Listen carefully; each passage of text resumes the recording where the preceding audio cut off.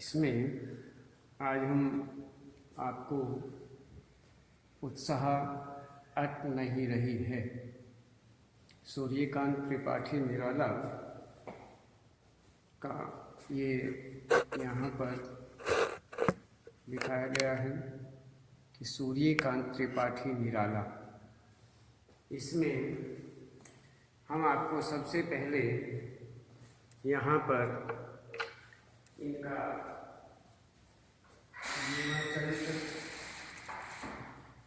जीवन चरित्र के विषय में आपको हम बताएंगे कि सूर्यकांत त्रिपाठी निराला का जीवन परिचय,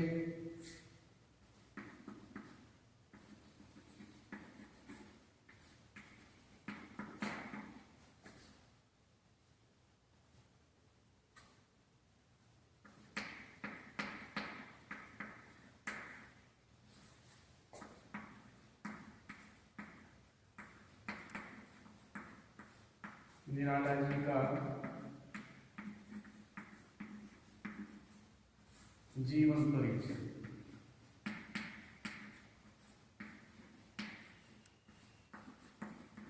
एवं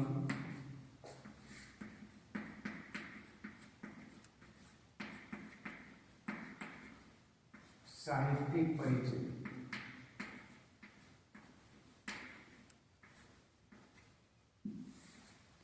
एवं साहित्यिक परिचय ये आपको बताएंगे। इसमें सबसे पहले हम आपको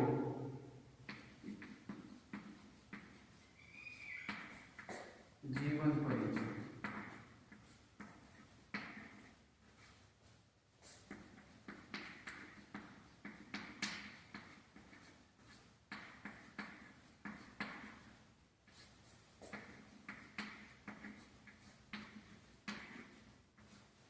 ये साहित्यिक परिचय और इसकी रचनाएं और काव्य सौष्ठव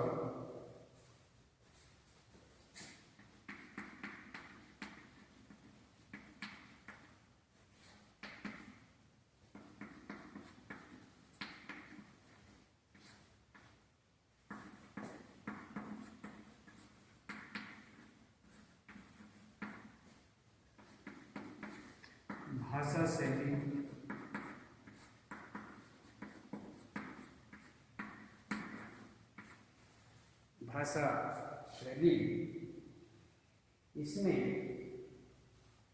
उसके बाद हम आपको थोड़ा पाठ के विषय में बताएंगे। पाठ सार रूप में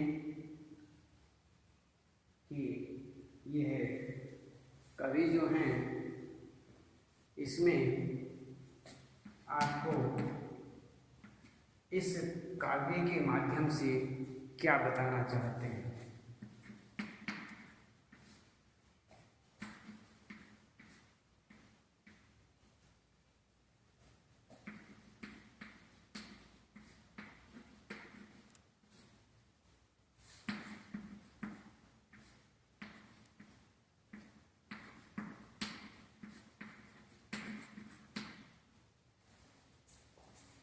सबसे पहले हम आपको ये बताते हैं कि इनका कवि जो हैं सूर्यकांत त्रिपाठी निराला, इनका जीवन किस प्रकार से रहा। छायावादी कवि सूर्यकांत त्रिपाठी निराला का जन्म सन 1899 इसमें 1899 में पश्चिम बंगाल के महिसादल में माना जाता है कि इनका जो जन्म है वो 1899 में पश्चिम बंगाल के महिसादल में हुआ। ये मूलतः उत्तर प्रदेश के उन्नाव जनपद के निवासी थे। इसमें इनके पिता का नाम राम साहेब त्रिपाठी था, जो रियासत महिषादल के कोषाध्यक्ष थे। जो महिषादल रियासत महिषादल के वह कोषाध्यक्ष थे। इनकी माताजी का देहांत तब हो गया जब निराला की उम्र मात्र 3 वर्ष की ही थी। 3 वर्ष की इनकी अवस्था थी। उसी ही बीच इनकी माता का देहांत हो गया और इस प्रकार से इन्होंने बंगाल में ही रहकर संस्कृत, बांग्ला तथा दर्शन शास्त्र का अध्ययन किया। इन्होंने यहाँ पर संस्कृत का, बांग्ला का और दर्शन शास्त्र का अध्ययन किया। तो इसमें यह बताते हैं कि 14 वर्ष की अल्प आयु में ही, जब इनकी 14 वर्ष की ही आयु थी, तो उस समय बताते हैं कि इनका विवाह मनोहरा देवी के साथ हो गया। 14 ही वर्ष की इनकी अवस्था थी, तो उसी समय बताते हैं कि इनकी शादी हो गई, विवाह हो गया और मनोहरा के साथ में हुआ, मनोहरा देवी के साथ हुआ और सन 1918 में इनकी पत्नी की मृत्यु होने से इनका पारिवारिक जीवन सुखमय नहीं रहा। कहते हैं कि 1918 में इनकी पत्नी का भी देहांत हो गया। इनकी पत्नी का देहांत होने के कारण इनका पारिवारिक जो जीवन था वह भी आनंद से भरपूर नहीं रहा, सुखमय जीवन इनका नहीं रहा। तो यहाँ पर उनकी प्रिय पुत्री सरोज की अकाल मृत्यु, कहते हैं कि इनकी सरोज नाम की पुत्री थी, उनकी अकाल मृत्यु ने इन्हें अंदर तक तोड़ कर रख दिया। कहते हैं कि इनकी सरोज नाम की पुत्री जो थी उसकी भी अकाल मृत्यु हुई, अर्थात अचानक मृत्यु हो गई, कम उम्र में ही मृत्यु हो गई। और जब उस सरोज की प्रिय पुत्री सरोज की मृत्यु हुई तो इन्हें अंदर तक झकझोर दिया, अंदर तक तोड़ करके रख दिया। परिस्थितियों से संघर्ष करते हुए इनकी मृत्यु 15 अक्टूबर सन 1961 को हो गई। कहते हैं कि इन्होंने ऐसी परिस्थितियों का सामना किया, ऐसी परिस्थितियों का सामना करते हुए ये अपना जीवन बिता रहे थे। तो इस प्रकार से संघर्ष करते करते इनकी मृत्यु जो है 15 अक्टूबर सन 1961 को हो गई। अब ये जन्म इनका 1899 में हुआ और 1961 में इनका देहावसान हुआ। तो इस प्रकार से इनका थोड़ा ये संक्षिप्त परिचय जो है, जीवन परिचय, ये हमारे सामने है। तो इस प्रकार से यही इनका साहित्यिक रचनाओं से संबंधित जो इनका अपना परिचय है, ये निराला जी ने साहित्य क्षेत्र की कई विधाओं पर अपनी लेखनी चलाई। कहते हैं कि इनका साहित्य में पूर्ण अधिकार रहा। ये साहित्य में इन्होंने बहुत कुछ लिखा और इन्होंने इस साहित्य क्षेत्र की कई विधाओं में लिखा, अपना लेख दिया, अपना काव्य दिया। इसमें इन्होंने अपने साहित्य क्षेत्र में कई विधाओं में अपनी लेखनी चलाई। इन्होंने कविताएं भी लिखी, निबंध भी लिखे, उपन्यास, कहानी आदि। इन्होंने अपनी लेखनी से कविताएं, निबंध, उपन्यास, कहानी आदि आदि इन्होंने साहित्य क्षेत्र में कई विधाओं में लिखा। हालांकि इन्हें ख्याति कवि के रूप में ही मिली है। कहते हैं कि वैसे देखा जाए इन्हें जो ख्याति मिली है केवल कवि के रूप में ही प्राप्त हुई है, लेखक के रूप में इनकी ख्याति नहीं है। कवि के रूप में इन्हें ख्याति प्राप्त हुई और इस प्रकार से इनकी रचनाएं इस प्रकार से कहते हैं कि काव्य, उपन्यास, ये इनका साहित्य से संबंधित परिचय रहा। और इनकी जो रचनाएं हैं उन रचनाओं के अंतर्गत हम कुछ रचनाओं में सबसे पहले काव्य, उपन्यास,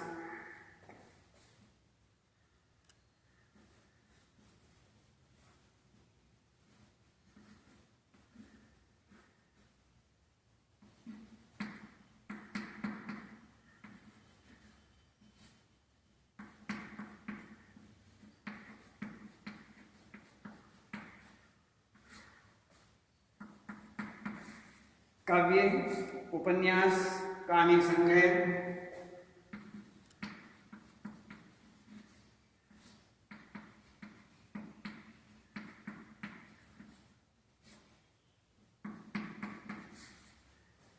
कहानी संग्रह, निबंध संग्रह,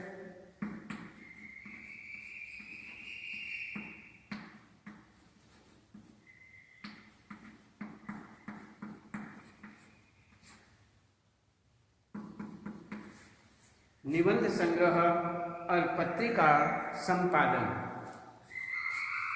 निबंध, कहानी संग्रह और इसके बाद हम थोड़ा आगे लिखते हैं।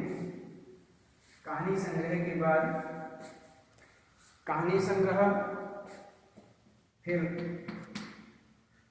निबंध संग्रह,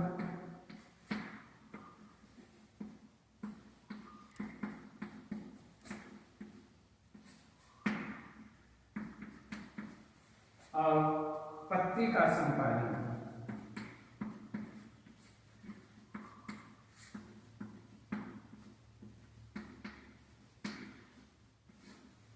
पत्रिका संपादन ये इनके एक रचना के अंतर्गत रहा है कि रचनाएं जो हैं इस प्रकार से इनकी अन्य रचनाएं रही हैं। काव्य, अनामिका, परिमल, गीतिका, अपरा, नए पत्ते, राम की शक्ति पूजा, तुलसीदास, ये इनके काव्य थे जो निम्नलिखित प्रसिद्ध काव्य रहे कि अनामिका, परिमल और गीतिका, अपरा, नए पत्ते, राम की शक्ति पूजा और तुलसीदास। अब उपन्यास भी इन्होंने लिखे। उल्का, निरूपमा, चोटी की पकड़, ये उल्का, निरूपमा, चोटी की पकड़, ये इनके उपन्यास हैं। कहानी संग्रह, लिली, सखी, चतुरी चमार, ये इनके कहानी संग्रह थे। लिली, सखी, चतुरी चमार, और इन्होंने निबंध संग्रह भी किया, प्रबंध की प्रतिभा, प्रबंध की प्रतिभा, ये इनका निबंध संग्रह रहा। पत्रिका संपादन, समन्वय, मतवाला, सुधार, ये इनके पत्रिका संपादन रहा कि समन्वय, मतवाला, सुधार, काव्य सौष्ठव। अब आगे हम थोड़ा, ये हम आपको बता चुके हैं, काव्य के अंतर्गत काव्य, उपन्यास, कहानी संग्रह, निबंध संग्रह और पत्रिका संपादन। अब सूर्यकांत त्रिपाठी निराला जी का यहाँ पर इनका जीवन परिचय आता है और हम इनका जीवन परिचय आपको बता रहे हैं।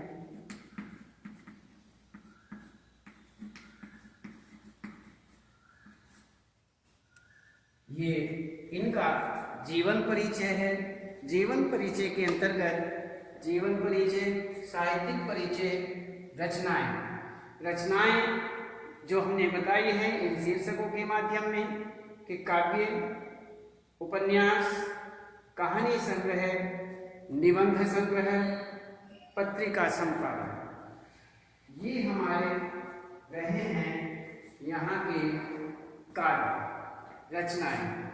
अब हम देखते हैं काव्य सौष्ठव। काव्य सौष्ठव के अंतर्गत हम देखते हैं कि निराला विस्तृत सरोकारों के कवि माने जाते हैं। वो विस्तृत रूप में लिखने वाले, साहित्य से संबंधित सभी कार्य उन्होंने किए और इस प्रकार से दार्शनिकता, विद्रोह, क्रांति, दार्शनिकता, विद्रोह, क्रांति, प्रेम की सरलता और प्रकृति का विराट और उदात्त रूप इनकी रचनाओं में उपस्थित माना जाता है। कहते हैं कि इनकी रचनाएं जो हैं वह इस प्रकार से उपस्थित मानी जाती हैं। इनके विद्रोही स्वभाव ने कविता के भाव जगत में ये हर प्रकार से यहाँ पर ये विद्यमान है, यही हम देखते हैं। इसमें हम आपको ये जीवन परिचय, साहित्यिक परिचय, रचनाएं और ये सौष्ठव, काव्य सौष्ठव के विषय में हम आपको बताते हैं कि इसमें यहाँ पर निराला जो हैं विस्तृत सरोकारों के कवि माने जाते हैं। दार्शनिकता, विद्रोह, क्रांति, प्रेम की सरलता और प्रकृति का विराट और उदात्त रूप इनकी रचनाओं में उपस्थित माना जाता है। तो इस प्रकार से यहाँ पर इनके विद्रोही स्वभाव ने, इनका स्वभाव विद्रोही स्वभाव माना जाता था। तो विद्रोही स्वभाव जो है, इस विद्रोही स्वभाव ने कविता के भाव जगत और शिल्प जगत में नए प्रयोगों को संभव बनाया। कहते हैं कि ये विद्रोही स्वभाव ने कविता के भाव जगत जो है, कविता का भावात्मक जगत जो है, उसमें और शिल्प जगत में नए प्रयोगों को संभव बनाया।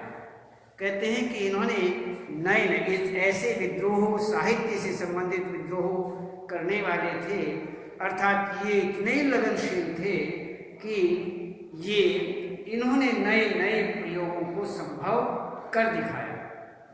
तो छायावादी रचनाओं में उन्होंने सबसे पहले मुक्त छंद का प्रयोग किया।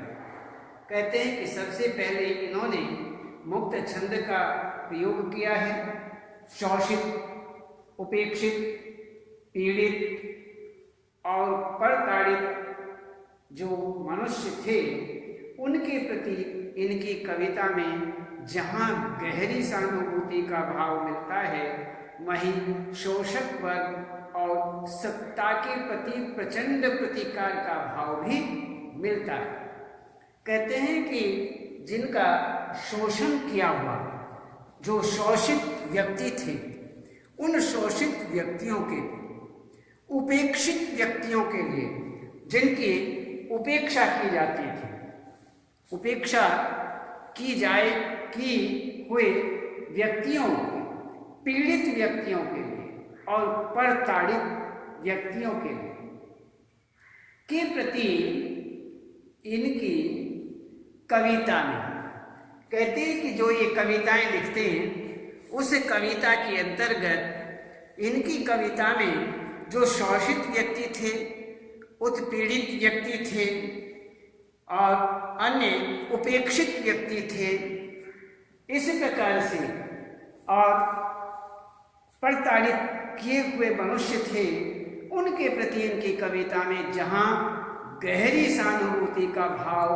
प्राप्त होता है, भाव मिलता है, वहीं शोषक वर्ग और सत्ता के प्रति, जो शोषक वर्ग है अर्थात शोषण करने वाला वर्ग है, और सत्ता के प्रति प्रचंड प्रतिकार का भाव भी मिलता है।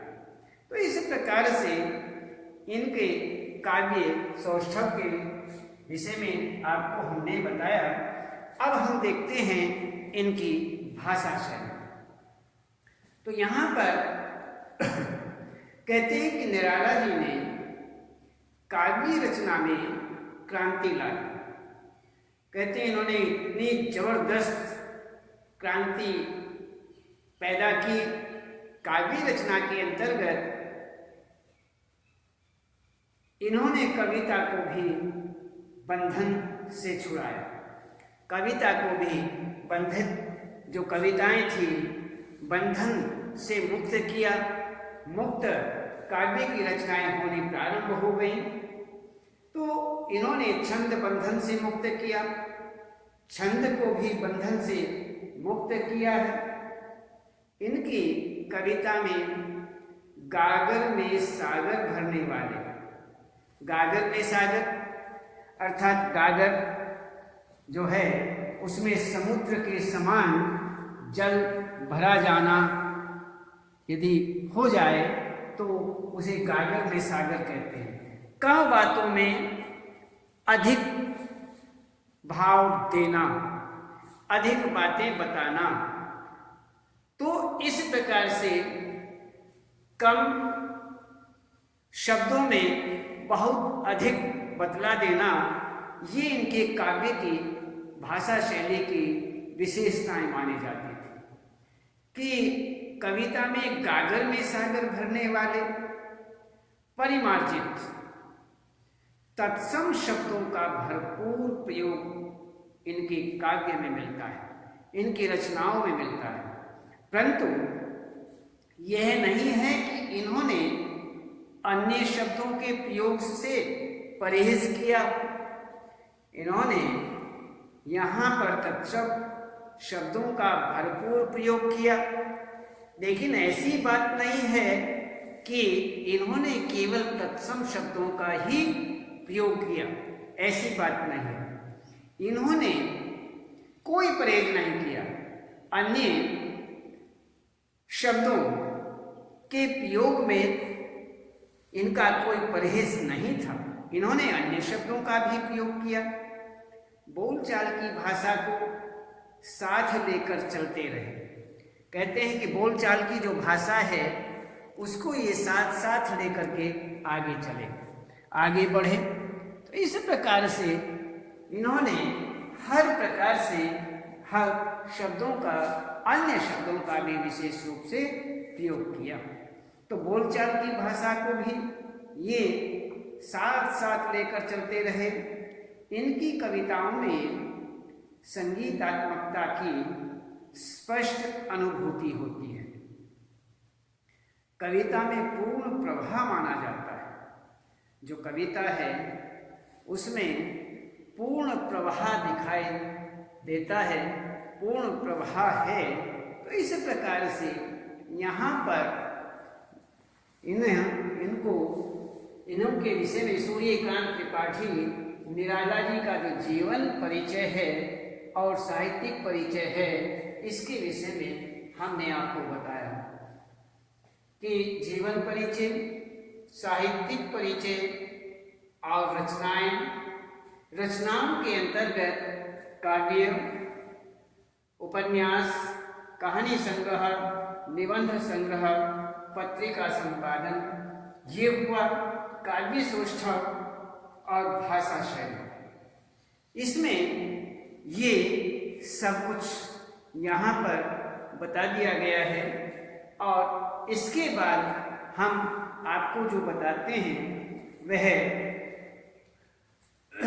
इसमें पाठ उत्साह अट नहीं रही है। उत्साह, एक शीर्षक ये है उत्साह और दूसरा है अट नहीं रही है। दो शीर्षक हैं।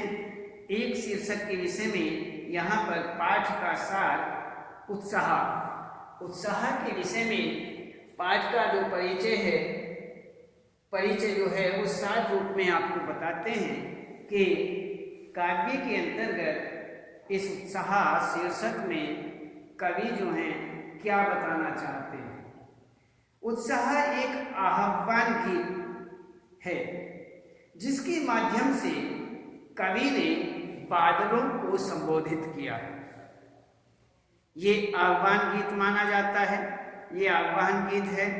और यहाँ पर कवि जो हैं उनके माध्यम से, जिसके माध्यम से कवि ने बादलों को संबोधित किया है।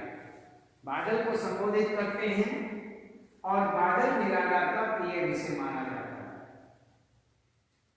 कविता में बादल एक तरफ पीड़ित प्यासे जन की अभिलाषा पूरी करने वाला है। कहते हैं कि एक तरफ तो जो बादल है, जो पीड़ित प्यासे मनुष्य हैं, जीव हैं, उन जीवों के विषय में उनकी जो अभिलाषा है उसे पूरा करने वाला है। तो दूसरी तरफ वही बादल, बादल तो एक ही है।